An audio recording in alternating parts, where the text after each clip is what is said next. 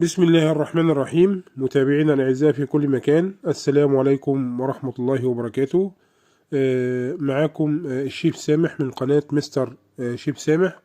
وزي ما وعدنا حضراتكم إن شاء الله، وصلا بما سبق، هنعمل مع بعض النهاردة السمك المشوي على الفحم بدقة جميلة جدا وطريقة جميلة جدا. يا رب تعجبكم. ونبدأ الفيديو ونقول بسم الله الرحمن الرحيم. معايا النهاردة 5 سمكات كبار من سمك الرنجة. ينفع طبعا سمك تونة، أي سمك، أي نوع سمك ينفع عادي. بنجيب السمك زي ما هو كده، ورشة صغيرة من الزيت عليه كده، وعلى طول يكون الفحم بتاعنا والع وجمر زي ما بيقولوا كده. وعلى طول بننزل بالسمك، يدوب بس بشوية زيت عليه كده، رشة صغيرة أو دهن صغير من الزيت، وعلى طول على الفحم، ونبدأ نشوي السمك. طبعا أول ما نزلنا السمك النار اشتغلت تاني اهيت، بس على طول هي بتطفي لوحدها. زي ما قلنا النهاردة معايا سمك الرنجة. زي ما قلنا برضو ينفع أي أنواع سمك، بس يفضل طبعا السمكة تكون كبيرة، بتكون لحمتها كويسة وطرية، وتكون جوسي من جوه. ادي النار بدأت تطفي اهيت، وادي الفحم بدأ يشتغل، والنار او الفحم بدأ يطلع الدخانة بتاعته. طبعا دي هي اللي بتسوي السمك. طبعا السمك ما ياخدش وقت، يعني يا دوب 3 دقايق بالظبط، ونبدأ نقلب السمك على طول. هو بيستوي من ناحيتين، ما بياخدش وقت خالص، يعني هو لحم طري فما بياخدش وقت. يا دوب هنا 5 دقايق و5 دقايق، وعلى طول ناكل احلى سمك. وكل شوية طبعا التقليب المستمر عشان ما يتحرقش مننا، وبالراحة كده بنقلبه عشان السمك طبعا غير اللحمة، السمك بيكون دايب خالص، فنقلبه بحرص شوية عشان السمكة تفضل ماسكة نفسها وما تتهريش مننا. طبعا أول ما السمك بيطلع أو أول ما السمك بيستوي كويس، بنجهز له خلطة إن شاء الله هنقول لكم عليها. وزي ما قلنا السمكة كل ما تكون كبيرة كل ما تكون جوسي، وتكون بتستوي كويس، وبتكون فيها لحمة كتير. ينفع أي نوع سمك طبعا عادي، مفيش أي مشكلة. احنا النهاردة معايا سمكة الرنجة، والتقليب بيكون باستمرار. وادي لون السمك بدأ يلون معايا اهوت. وإن شاء الله هنقول لكم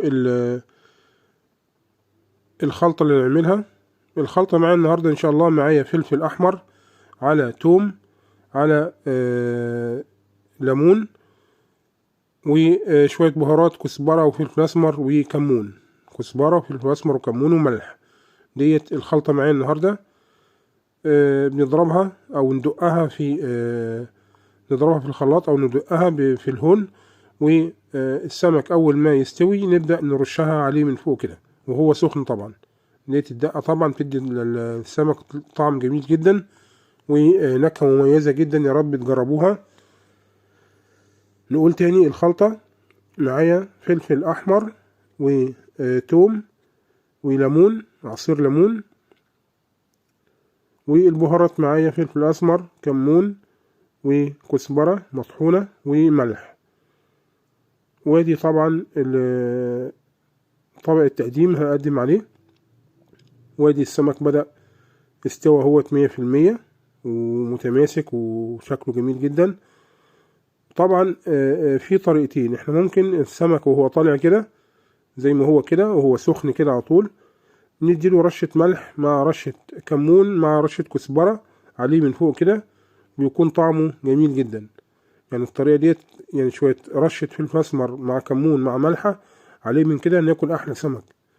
واللي حابب يعمل الخلطة بتاعتنا ديت برضو يحضر الخلطة ديت وهو سخن. وطبعا الخلطة دي جميلة جدا، بس أهم حاجة بنحطها على السمك وهو سخن جدا، يعني السمك طالع من الفحم على طول الخلطة تكون جاهزة معايا. على السمك من فوق كده. هو بيشرب الخلطة ديت، والخلطة بتخش في المسام السمك من جوه، وطعمها بيكون جميل جدا. دي نوع سمك اهوت. ودي نبدأ نرش الخلطة كلها على السمك، بيشربها على طول، وناكل أحلى سمك. سمك عامل زي الزبدة كده، يعني مستوي 100%. والخلطة ديت بتديله نكهة طعم تاني جدا وطعم جميل. يا رب تجربوها. ومع بعض برضو هنعمل السمك اللي عنده سمك صغير، اللي هو سمك المشط الصغير او المشط الكبير برضو ينفع. بس طبعا المشط الصغير هقول لكم دلوقتي هنعمل ايه. لو المشط الكبير، لو عند حد عنده مشط كبير، نفس الطريقة كده مفيش اي مشكلة، على النار والطريقة دي. طب مشط صغير زي ما حضراتكم شايفين، هو الصغير خالص كده. في ناس بتحب الانواع ديت اللي هي المشط الصغير ده، بتحب تقزقز فيه كده. برضو بنجيب السمك وعلى طول على الفحم، وما بياخدش وقت. السمك الصغير ده على النار على طول، وادي بدأ يشتغل على الفحم، وعلى طول بنقلبه. اول ما ياخد لون بنقلبه من الناحية التانية.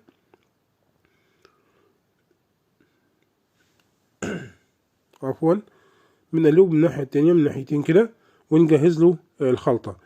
نفس الخلطة اللي معايا، اللي هي فلفل أحمر وتوم وكمون وكزبرة وفلفل أسمر وملح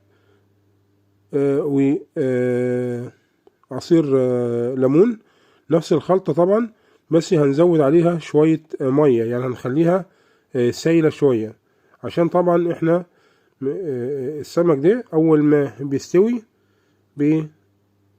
ندخله أو نغطه في السائل ده اهوت. ادي الخلطة هي شايفينها، بتكون هي يعني سايلة شوية، بنزودها شوية مية بتكون سايلة شوية، عشان طبعا السمكة دلوقتي أول ما بتستوي بننزلها في الخلطة ونشيلها على طول. يعني السمكة وهي يدوب هي على النار على الفحم، أول ما تستوي يدوب بننزلها الخلطة، تشرب الخلطة على طول، ما تتمش حوالي يعني 10 ثواني ونطلعها على طول. طبعا هي بتشرب من الخلطة ديت على طول، ويكون طبعا طعمه جميل جدا، بتفرق جميلة. والخلطة ديت بتخش في المسام بتاعته من جوه اهوت. دي طبعا المشط الصغير خالص. في ناس يعني عندها مزاج تاكل السمك الصغير ده زي ما قلنا اهو، بس بنزود شوية مية كمان. اول ما السمكة تطلع من على النار بنبدأ ننزلها في الخلطة وننشلها على طول، ما نسيبهاش فترة طويلة عشان ما تطراش معانا وتفضل متماسكة. يدوب غطة صغيرة كده في الخلطة، وبنطلعها مباشرة ونرصها في الطبق. دي طبعا وأول ما بتنزل وهي سخنة كده بتشرب من التتبيلة. ودي شكل النهائي للسمك اللي هو الصغير. يبقى جبنا سمك كبير، سمك صغير، قلنا أي أنواع سمك تنفع على الفحم. طبعا طعم الفحم غير أي طعم جميل جدا مع الخلطة اللي احنا عاملينها. وادي شكل السفرة، وادي الرز اللي احنا كنا عاملينه الحلقة اللي فاتت. يا رب تكون الحلقة النهاردة نالت إعجابكم. كان معكم الشيف سامح، والسلام عليكم ورحمة الله وبركاته.